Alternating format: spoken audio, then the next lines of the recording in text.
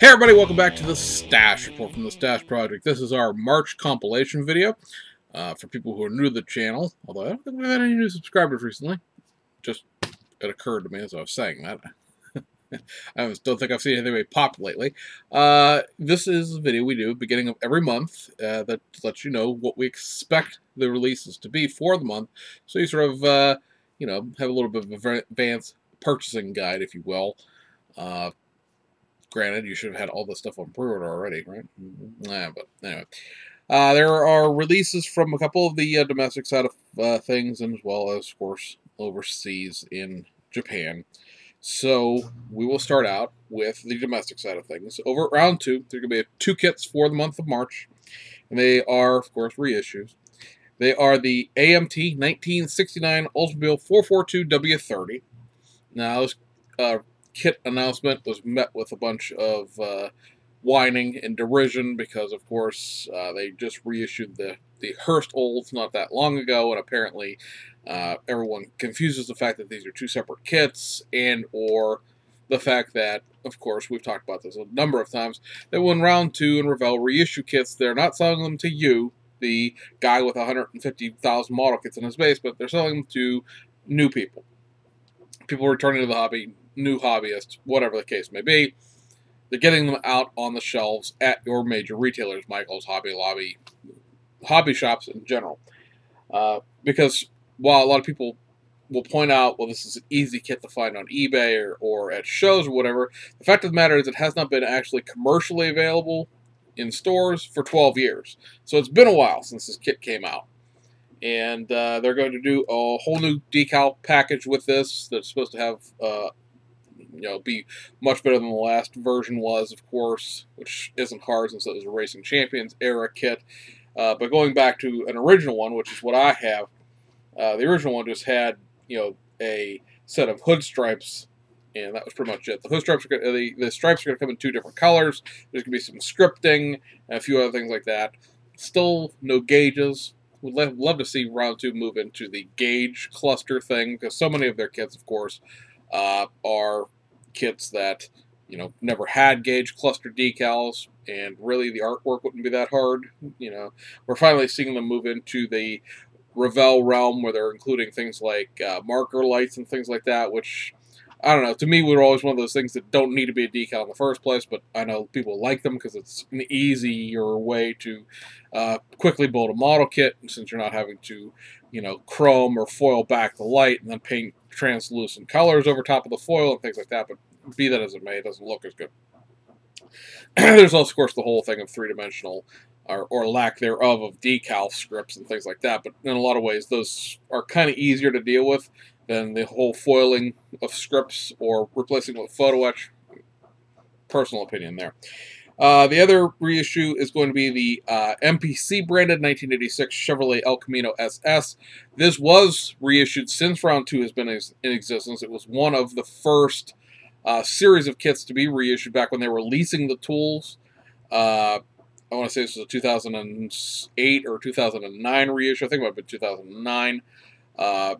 This version is going to have a whole new graphics package to represent a specific one of the Choo Choo Customs. They call it an iconic color combination, but when you look for the El Camino SSs online, I've only found pictures of 2 of them painted in the silver over dark blue livery scheme that's coming in this kit as far as the decals go.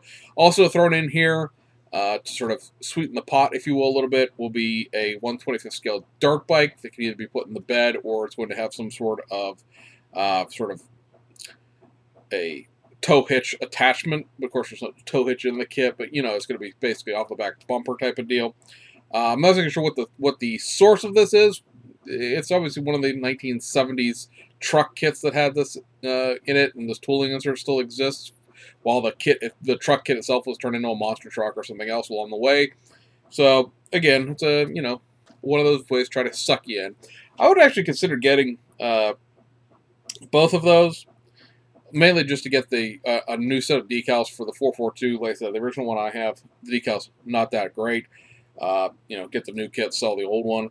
And then I built one of the El Camino SS kits back in the AMT Ertl days. I think that was like a 1988, 1989 kit somewhere in there.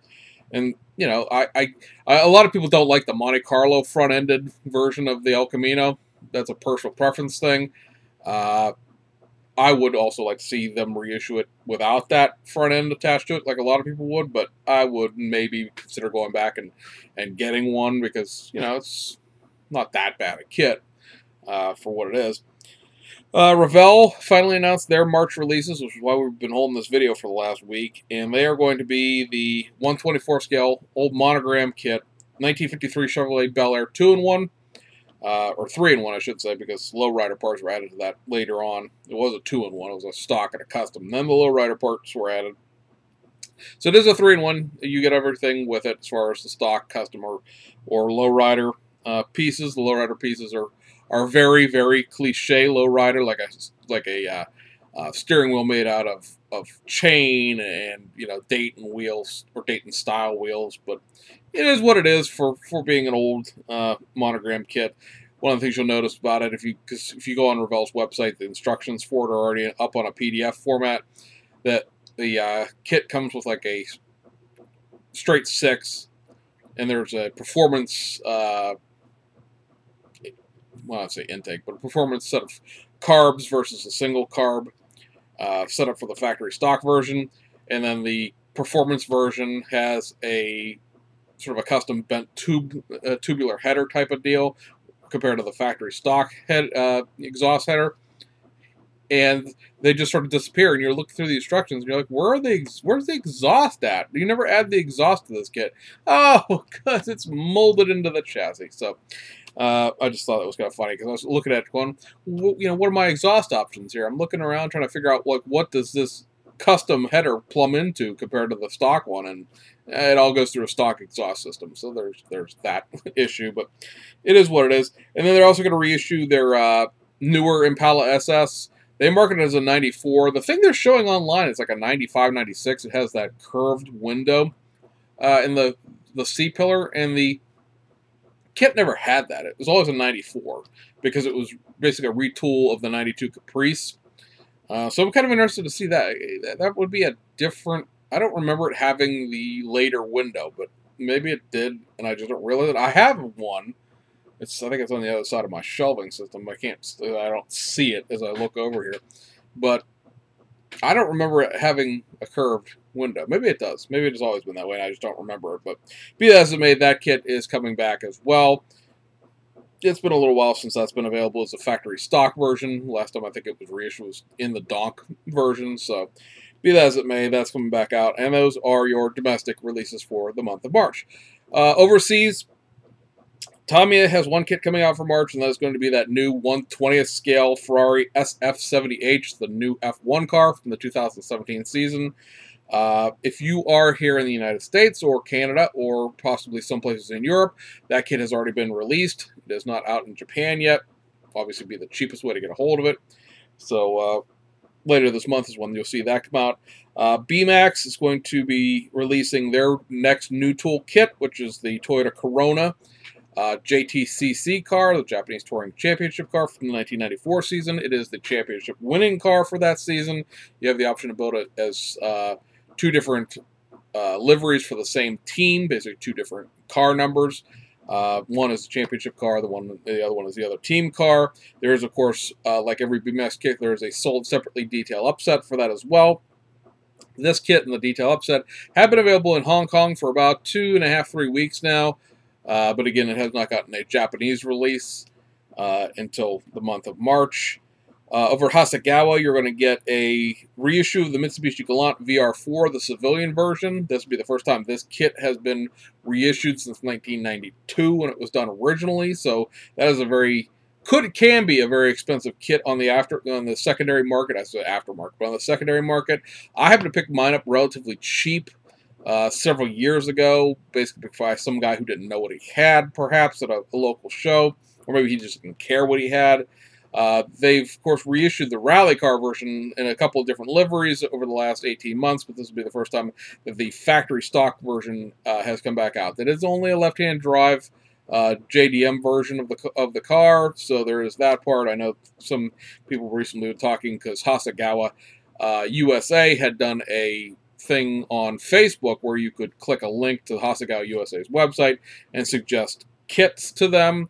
And a lot of people were saying they were basically going through all of the old Hasegawa kits that could have had a left-hand drive option and request them. The only problem with a lot of those requests would, of course, be the fact that the vehicle that is being represented by the model kit was not something that was available in the United States. This specific Mitsubishi Galant model version is not one that was offered here in the United States. Somebody was just talking on a forum this morning about the Isuzu Gemini Irmscher and why wasn't that given a left-hand drive dashboard, because the Isuzu Gemini Irmscher wasn't a car that was available outside of Japan, so there is no left-hand drive version of that specific car. Putting a left-hand drive dashboard in it just to make some people that would otherwise probably still not buy the kit anyway happy because the left-hand drive kit is there would be especially irrelevant in something like the Irmscher Turbo, because it has the Irmscher Turbo specific wheels, the Irmscher Turbo specific ground effects. You couldn't build an iMark or a Chevy Spectrum out of it anyway with the content. So why would you include a dashboard for a car that doesn't exist? You gotta understand, they've got to be at least vaguely sensible what they're doing. They can't just be like, oh, here's an Isuzu Irmscher Turbo, and oh, by the way, there's a US spec drive, wipers and steering wheel and stuff like that, or steering wheel, dashboard and stuff like that. For the US guys, they're going to build something that didn't exist. Well, why not? Reissue of the Subaru Impreza WRX. This is the 1993-ish version of that. The factory stock civilian version. Reissue of the Pia sponsored Honda Civic Fario Japanese Touring Championship car. And reissue of the Jaguar XJR 9LM. Remember, their Le Mans kit is not the same one as the Tamiya kit, and it is a curbside. Tamiya kit is full detail. Tamiya kit out of production, very expensive. So take that into mind. And the last thing from Hasegawa for the month of March will be the modified reissue of the BMW 2002. This is going to have a rally spec retooled to it for the 1969 Monte Carlo rally. So rally interior, rally parts, new wheels, and I think there's new exhaust in there, a few other bits and pieces, obviously external night lights and things like that. So for the rally folks, a new rally kit for you, and this will be the third version of the 2002 tooling. So that's chugging right along. Over at Fujimi, a number of reissues this month, and they are going to start with the Mazda Familia XG323, two separate kits combined into one. It's a 1980s four-door hatchback. I believe this is the old Mitsuya tooling.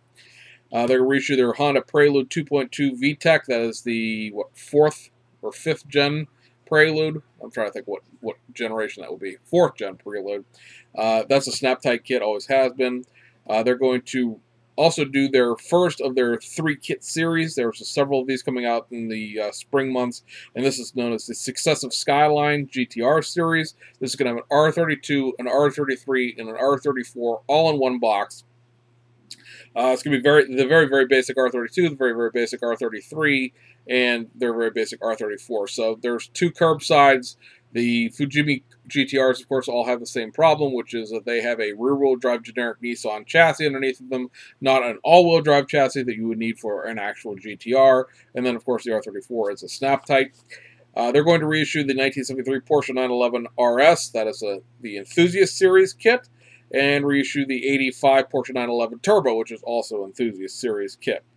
They're going to do a reissue with new livery, so this is technically a new kit, but one that is already in existence, and this is a version of the Porsche 911 RSR 2.1 Turbo Group 5 race car. That, of course, the new tool kit that was done last year has come out with one new livery already, and this is going to be the second new livery. This is going to be the 1974 6 Hours Watkins Glen livery, so, if you're collecting those, it's another set of decals that also mimics a set that Studio 27 has already done. And then two of the kits from February, they're pushed back into March, and those are the Countach 5000 Quattrofoil and the Countach 25th Anniversary kits. Both of those are, again, Enthusiast Series kits.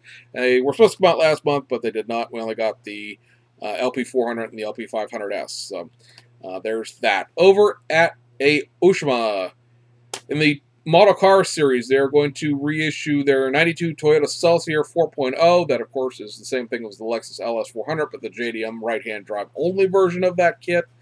They're going to reissue their 1966 Nissan Silvia 1600 and 1973 Volkswagen Beetle 1303S. Both of those are old IMEI toolings. Unless you have a specific love for that old Silvia, I would avoid both of those. I would especially avoid the Beetle, because unless you want to build a Super Beetle, there's absolutely no reason on the God's green earth that you need an IMEI Beetle. These are the same crappy kits that Italeri just reissued, and now they're being reissued again by Aoshima, because, of course, they own the IMEI tooling at this point.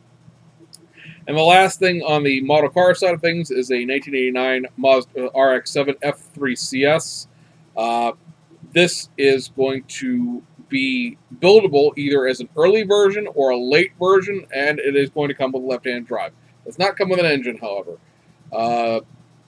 This is the only RX-7 kit, as far as I know, FC3S, the third generation, that can be built as an early or a late version. The Tamiya version, which is a full detail kit, is only an early version. Now, the differences between the two are relatively minor. It's some hood issues, as well as rear taillights and things like that. But if you want to build a late version, left-hand drive, third generation RX-7, this is the only kit to do it with. The left-hand drive parts have not been available for a very, very long time. And like I said, the other ones that are available through either Aoshima's previous reissues or Fujimi's kits are only right-hand drive Japanese specs. So there's that. Over on the tuned model car side of things, two new reboxes. Nothing new about the kits, they're just boxing of the tuned model car series. And they are the 2000 Toyota Aristo K-Brake Platinum and the 2002 Nissan R34 GTR C West. So one VIP and one C West tuner version of the R34 GTR. We have four, as always, 4 sets of 14-inch wheels, and there are the Mark III, the Super Shark, the Equip, and the Advan A3As. And then on the reissue side of things that are just being reissued to do restocks. The Lamborghini Aventador Coupe, the Pagani Photo Etch, because the Pagani Warrior was just reissued last month, or just restocked last month. Reissue of the Y30 1983 Nissan Cedric Gloria hardtop kits. Again, these were just done in the model car box 2-3 months ago. I think it should be 4 months ago at this point. So that's just a reissue of those. Reissue of the 1986 Nissan Leopard Ultima. Again, just a reissue of a kit that has already been done. Reissue of the Mitsubishi Evo 10 Final Edition, and a reissue of the Mitsubishi Evo 10 C West Edition. Again, stuff that's been reboxed into the new marketing series that are just being restocked. And then a reissue of the 2003 Toyota Crown Royal, I should believe it's Crown Athlete, K-Brake Hyper Zero Custom VIP car. And then there will be 2 more 14-inch wheel sets. These are reissued wheel sets, and they are the 14-inch Focus Racing and the 14-inch rather 8-spoke, which are basically deep dish chrome Watanabe style wheels, and then a reissue of the Brian James A4 Transporter. So that about covers it for the month of March. Relatively skimpy on the domestic side of things, but it was a pretty heavy month from AMT and MPC last month, as well as January. February, of course, was Chinese New Year and all that thing, so there may have been a situation there where you've obviously only can reissue so many things you can sort of squeeze into the fact that China is effectively closed for a week. So there is that. Looking at the overall list here, I have that FC3S RX-7 from Aoshima on pre-order, and I have the Rally version of the BMW 2002 on order. And that's pretty much it, because I have pretty much everything else, or I'm not interested in the things. I also have the Corona, the B-Max JTCC cars on order. And then, the domestic stuff, I could give or take. Like I said, I would consider getting another 442 just to replace the one I already have. That's, the old 69 Oldsmobiles were the last tools that MPC ran before they were sold out to AMT Ertl. So that's like 1988. So that's what, 98, 30 years old now. Jesus. Whew. Oh, that makes me feel old. But yeah.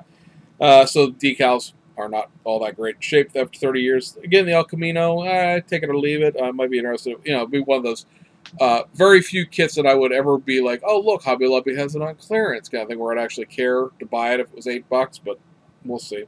53 Bel Air, yeah, I don't know. You know, it's an old monogram kit, but for the most part, those old monogram kits hold a special place to me because those were the things I built when I was a kid. So I think that about wraps it up, guys. Hope you enjoyed it. The work schedule is whooping me up one side and down the other, but we're working on it as far as figuring out how life will work. Working 12-hour nights again. So far, so good, but it is what it is. Most of the delay on this video is actually due to the fact that Revell did not actually do their March kit announcements until Monday, which would have been, I guess, the 5th. So, actually, no. Well, today's Wednesday at this point. But, again, working nights blend together. You never know what day it is anymore. That we do have a regular Stash Project Friday video that is recorded. I just need to go through and edit it. I'm looking right now at mostly looking like Monday is going to be my day off from work. It'll either be Sunday and Monday or just Monday. So we're probably going to move the official date of the Stash Project or the Stash reports to Monday. That way I can probably record them over the weekend and then edit them on Monday on my day off. You know, it doesn't seem like, it doesn't seem like there's a lot that goes into that, but anybody who makes YouTube videos knows that there's a lot of behind-the-scenes post-production editing and things like that, especially when you do a lot of the interstitial stuff that I do where I put the pictures into the video. I'm not doing that as I'm talking. I'm doing that after they record the videos, so that always takes time. Basically, I have to rewatch the entire video and put the pictures into it. So, no pictures in this video. Going to be up today, and we'll see you guys on the other side.